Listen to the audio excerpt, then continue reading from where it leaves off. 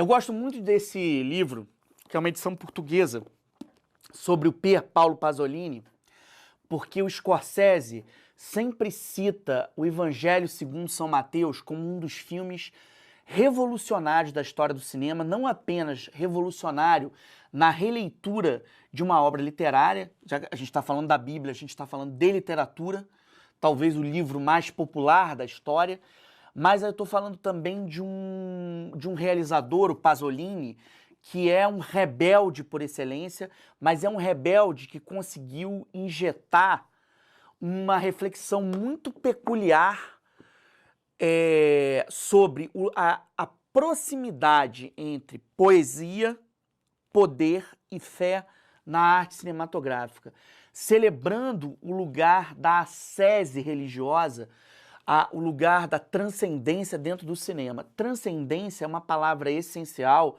para a gente pensar um diretor que consegue falar ao mesmo tempo sobre crime, sobre amor, sobre Deus e sobre Nova York, que é o caso do Martin Scorsese. E um realizador que faz uma grande louvação de grandes diretores que marcaram a história do cinema, como o Pasolini. O Pasolini costuma ser muito mais associado a um outro diretor americano, que é o Abel Ferrara, diretor de Vício Frenético, que é um diretor de uma geração do finzinho dos anos 70, que estoura ali com The Driller Killer, o assassino da furadeira, entre o fim dos anos 70 e o início dos 80, e que em 92 nos dá essa obra-prima, que é o Bad Lieutenant, com o Harvey Keitel, um dos atores fetiche do Scorsese.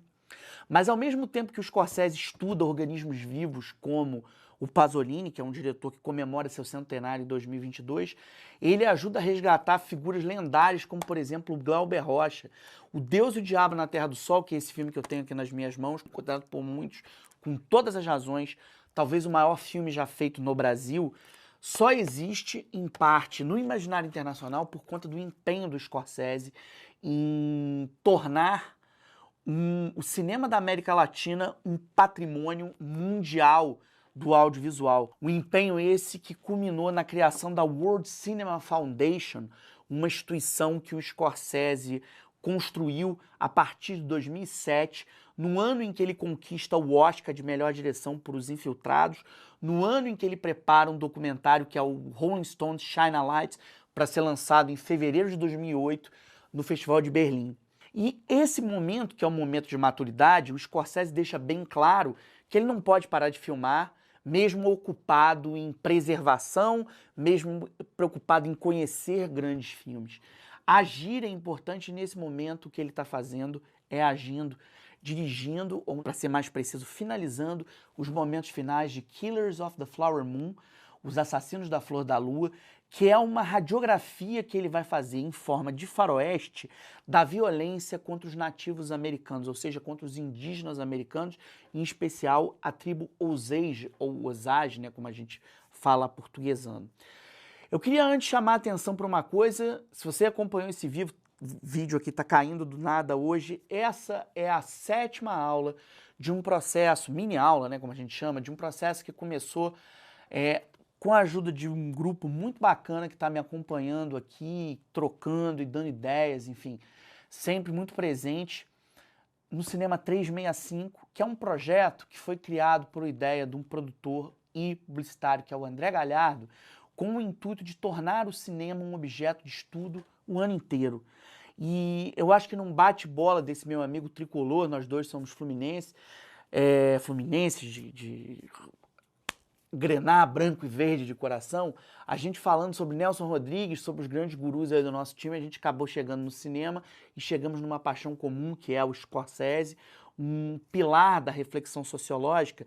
E eu queria dizer para vocês que ao longo dessas últimas mini-aulas a gente passou por uma radiografia de uma Nova York que vai na contramão do American Way of Life, uma Nova York que serve como sede para bolsões de um banditismo social que legitima populações excluídas em um movimento bastante polêmico pela associação com a criminalidade, que são as máfias, as células milicianas, as células criminosas, que estão em filmes como Os Infiltrados, que embora se passe em Boston, né, um filme como O Gangue de Nova York.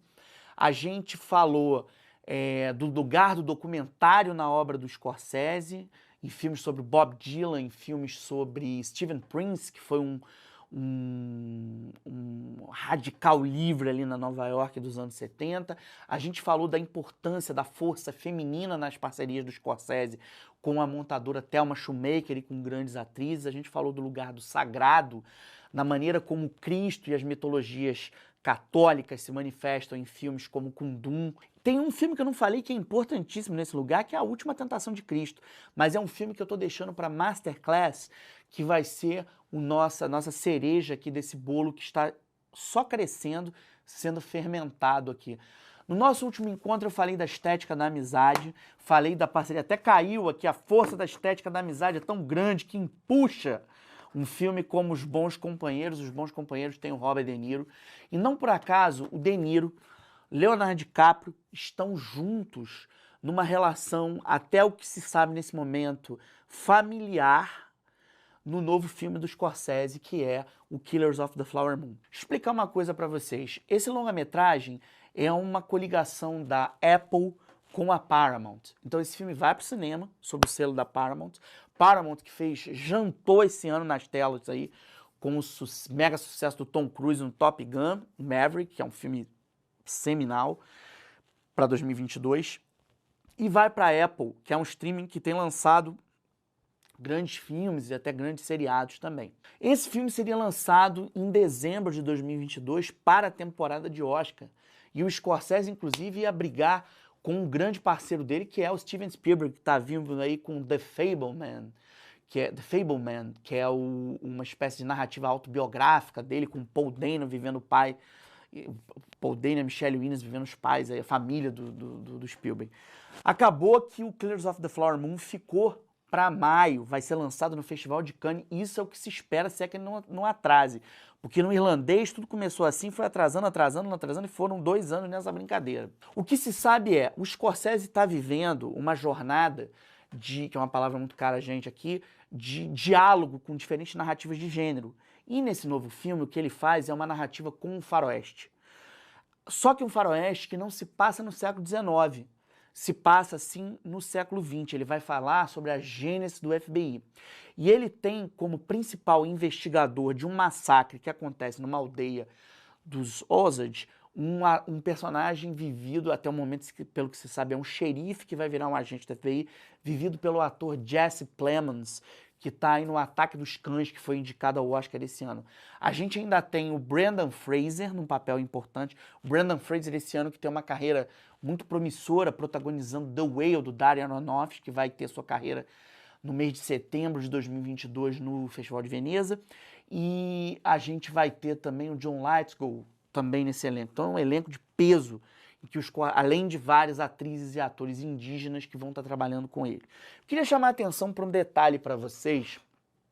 Esse filme, independentemente da natureza de gênero em que ele trabalha, que é o western, ele dialoga com um segmento narrativo que a gente chama de segundo campo, que é a terra por excelência do Martin Scorsese. Vou explicar rapidamente. Esse conceito é um conceito dramatúrgico que vocês podem tirar da obra de um antropólogo e teórico cinematográfico chamado David Bordwell, que foi traduzido para o Brasil, na verdade, traduzido para o mundo por grandes autores de língua portuguesa, em parte pelo João Maria Mendes em Portugal, num livro chamado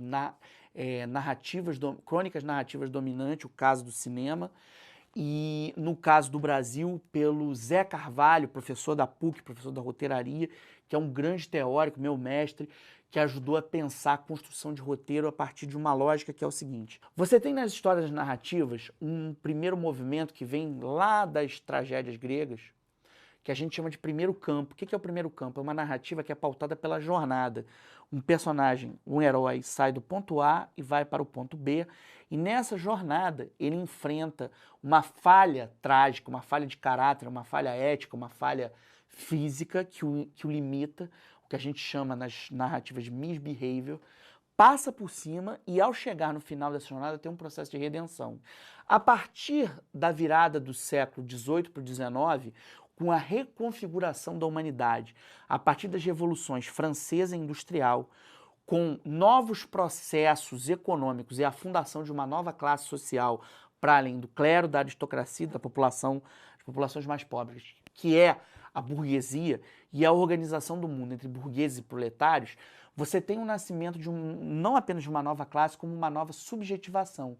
E essa subjetivação pede uma nova narrativa, uma narrativa onde a jornada já não é suficiente para dar conta das inquietações dos espectadores, dos leitores. Na verdade, é necessário um tipo de narrativa onde a discussão, onde o debate, onde a reflexão, onde a argumentação, ou seja, a dialética, seja mais importante do que a retórica, do que a redenção.